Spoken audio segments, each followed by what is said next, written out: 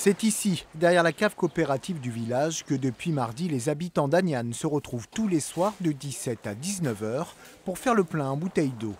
Un problème récurrent, une population qui n'en est pas à son coup d'essai et qui accepte sans trop de mal la situation. J'irai 2 fois par an, un truc comme ça. C'est pas excessif, quoi. C'est comme ça. On prend notre mal en patience et ça se passe bien. Je vais pas tous les jours parce qu'on n'est pas beaucoup, donc je profite pas, quoi. La source du problème, la voici. L'eau de ce captage devenue impropre à la consommation depuis les fortes pluies qui se sont abattues en début de semaine.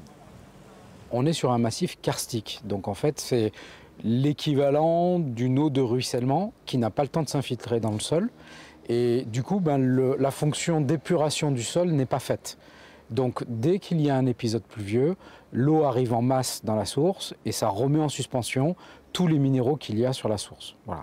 Donc on se retrouve avec une eau qui a beaucoup de limon, beaucoup de sable dans la composition. Mais dès le mois de juin, tout devrait rentrer dans l'ordre grâce à l'interconnexion du réseau de la commune à celui de Gignac, situé à seulement quelques kilomètres de là.